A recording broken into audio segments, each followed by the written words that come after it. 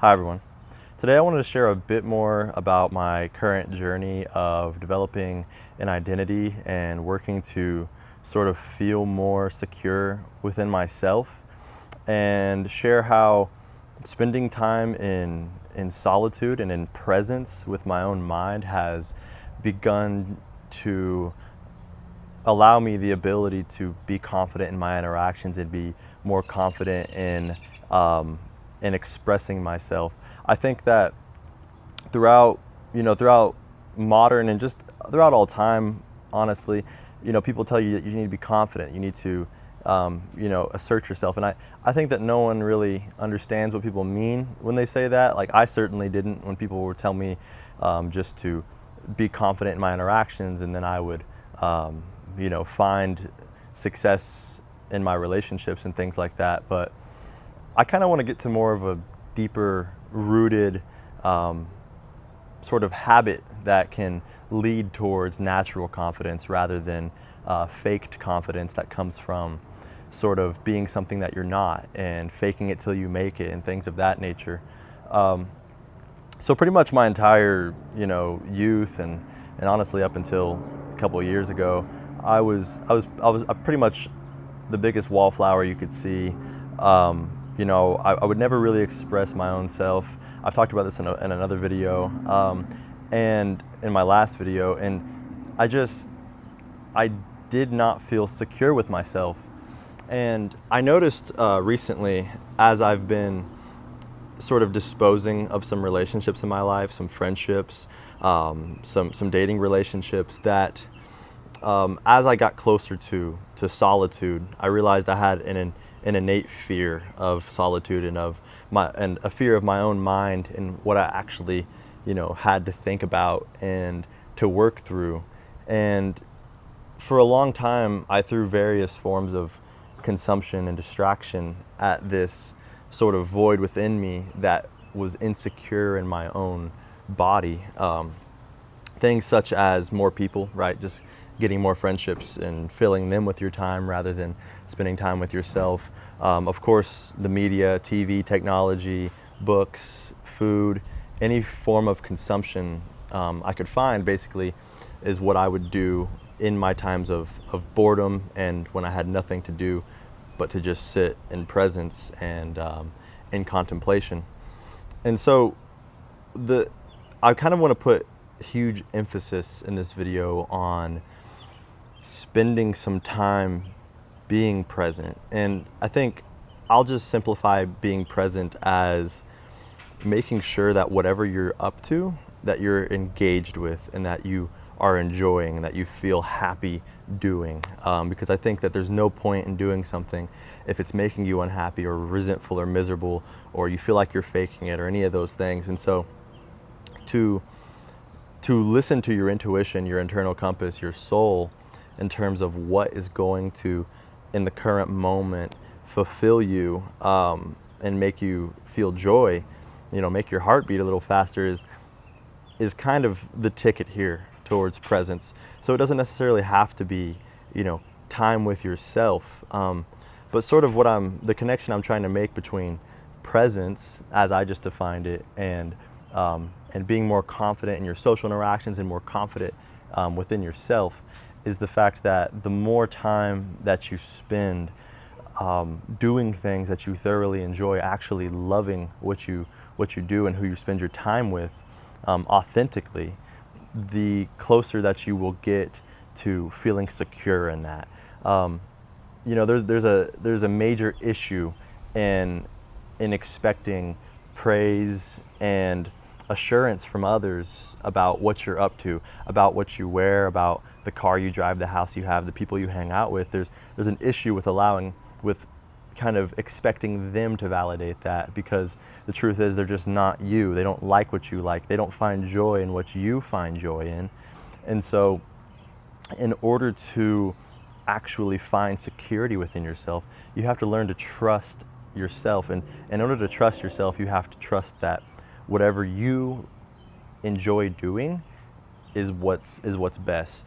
And it's important to note here that, like, we're not talking about immorality and malice or anything like that in terms of just, I do what serves me no matter how it affects others.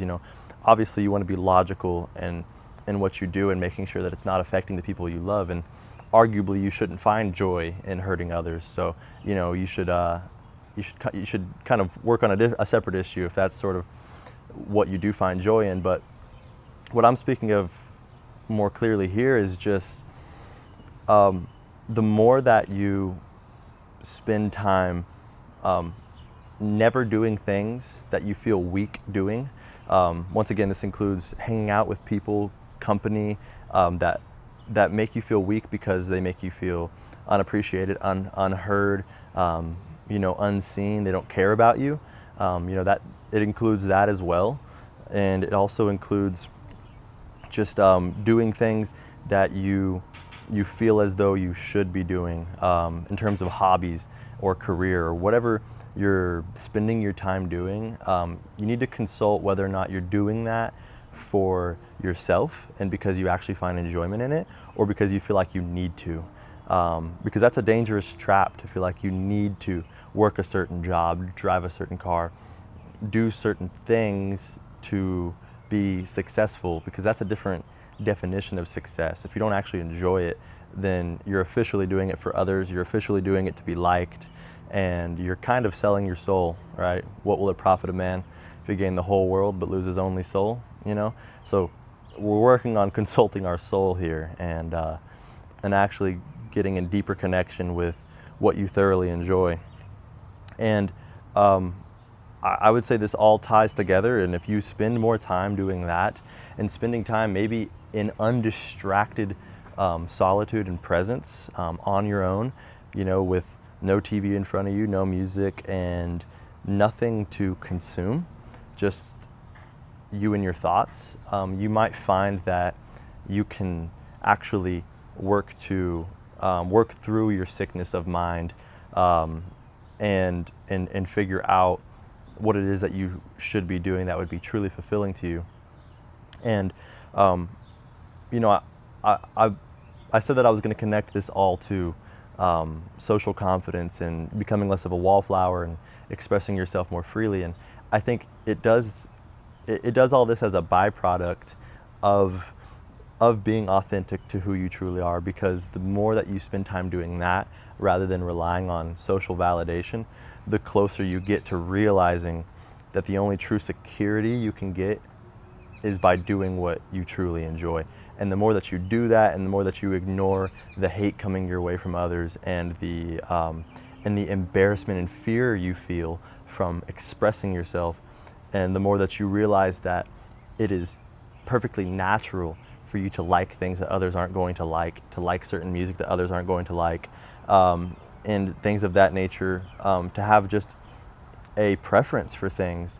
And the more that you can feel secure in that fact, the closer you'll become to not second guessing yourself when it comes to social interactions, and actually just having the confidence to say, this is what I like, when you're in conversation with others, and this is my opinion, this is my value, this is what I appreciate, this is my boundary.